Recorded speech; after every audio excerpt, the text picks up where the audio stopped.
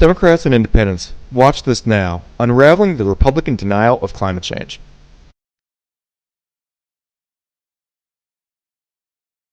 According to a recently released NPR Mirror survey, 53% of respondents in America say that addressing climate change should be given priority, even at the risk of slowing the economy. But 72% of Republicans say the economy should be given priority, even at the risk of ignoring climate change, up 13 points since 2018. So, why are the Republicans ignoring the reality of climate change? The temperatures are rising all around us, and the oceans are next. Most of America is currently in a heat wave. Is it greed, stubbornness, denialism, ignorance, or collusion? A little of all of it, I'm afraid. Republican politicians know the truth. They probably get daily briefings on the subject. Some conservatives view climate change as a political issue, believing that it's used by liberals as a means to expand government control. DeSantis' comments against Democrats on the politicization of the weather can be turned the other way around. In reality, Republicans are making the issue of climate change political. Most Americans just want clean air, clean water, and a safe environment for us and future generations. Consequently, partisan polarization further entrenches these beliefs, hindering productive discussions and meaningful climate action. It is important to note that not all Republicans deny climate change, and there is an emerging movement within their party that acknowledges the urgency of the crisis. By fostering open dialogue and bridging political divides, we can work together towards bipartisan solutions that address climate change while supporting economic prosperity. But if those denialists in the modern Republican Party can't face reality and join up on efforts like Nixon did when he was president to pass and sign clean air legislation, we'd all benefit not only from a cooler climate, but more green energy jobs. And many of those jobs are going to Republican-controlled states, even if the representatives of those states vote against every climate action put forth by the government, the UN, and other nations. Many Republicans seem only to be guided by economic concerns. Their own wallets. And to a lesser extent, the bread and circuses of Republican-created cultural wars. The collusion of big money such as fossil fuel lobby, big donors to many Republicans, as well as Joe Manchin and Kristen Sinema, as well as the right and alt-right media propaganda, has probably influenced many of their viewers. Corporations like Fox News shape perceptions and beliefs about climate change. These media outlets downplay or question climate change altogether. It's an uphill battle, but we need to change this dynamic for real climate change action.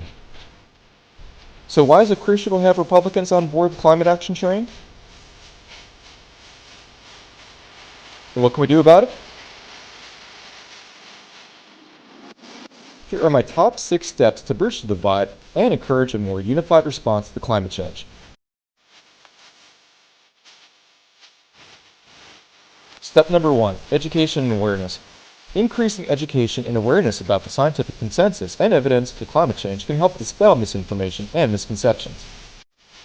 We all have to be educated enough on climate change to counter false claims and counter-arguments. We have to point to the reality around us, been outside lately, and talk about the thousands of scientists, politicians, leaders, statesmen, and citizens, just like us, who all agree that climate change is real. And if they still don't believe you, ask them what it will take to convince them of the truth. And be prepared to argue your case. EarthDay.org has a really cool article for refuting climate denialism. Check out the link in my description below. Number 2, highlighting co-benefits. We need to emphasize the co-benefits of climate action, such as job creation in renewable energy sectors, improved public health, and economic resilience. Number 3, bipartisan approaches. We need to encourage bipartisan cooperation on climate policies that can address environmental concerns while considering economic implications. Number 4, economic arguments. Present economic arguments for climate action, such as the potential costs of inaction, the benefits of renewable energy, and the risks posed by climate change to various industries, is important for everyone to understand. These opportunity costs are real, as are the climate costs of inaction. Number 5. Local and personal impact. We need to show how climate change affects communities, individuals, and businesses on a local level, making it more relatable and tangible.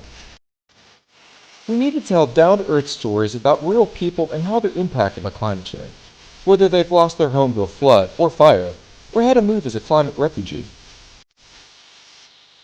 Number 6. Engage with the Republicans. We need to engage in respectful and constructive conversations with Republicans, understanding their concerns, priorities, and finding common ground on solutions. We need to explain to them that we understand their fear of climate change, but burying their head in the sand is only going to make the situation worse for everyone, including them. No one can escape climate change, not even the rich. Greed is not viable in the 21st century, and if the rich want to stay rich, they're going to have to reinvest in other industries that aren't killing the planet.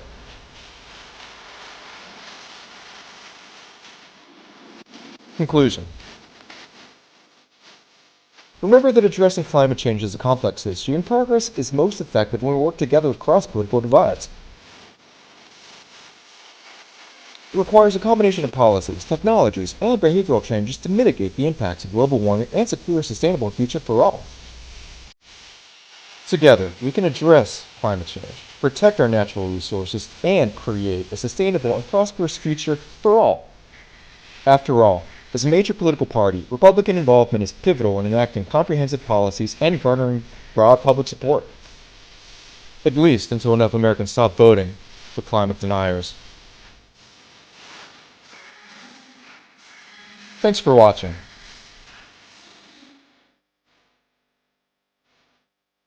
Please subscribe for more insightful content like this.